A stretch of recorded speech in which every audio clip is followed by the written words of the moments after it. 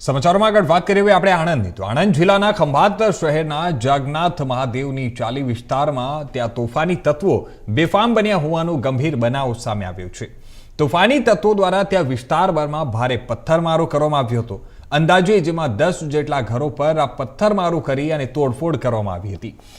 ત્યારે જણાવી દઈએ કે આ મકાનોના દરવાજા તોડી નાખવામાં આવ્યા હતા, જ્યારે બાઇક, એક્ટિવા સહિતના ત્યાં વાહનોને નુકસાન પહોંચાડવામાં આવ્યું હતું અને ગેસના મીટરો તેમજ વીજ મીટરોની પણ તોડફોડ કરી ભારે નુકસાન કરવામાં આવ્યું છે। ત્યાં તોફાની તત્વોએ નોટરી એડવોકેટના ઘરના તાળા તોડી અંદર ઘૂસીને LED ટીવી પણ લઈ ગયા હોવાનો પણ આક્ષેપ કરવામાં આવ્યો છે। અને ત્યારે જગન્નાથ મહાદેવની ચાલી વિસ્તારમાં વણકર સમાજના અંદાજે 20 જેટલા ઘરો આવેલા છે। માહિતી મુજબ ત્યાં ચુનારો સમાજના 100થી વધુ લોકોનું ટોળું વિસ્તારમાં ધસી આવ્યું હતું અને ભારે પથ્થરમારો કરી મકાનોના દરવાજા તથા વાહનો પણ તોડી નાખ્યા હતા।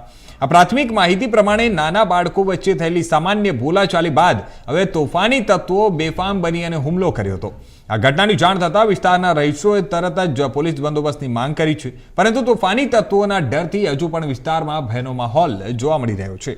આ તોફાની તત્વો વિસ્તારમાં ઘૂસે તે પહેલા જ સ્થાનિક રહીશો સલામત સ્થળે ખસી ગયા હોવાથી જાનહાનિ ટળી હતી અને આ સમગ્ર મામલે પોલીસ મથકે લેખિત ફરિયાદ આપવામાં આવી છે।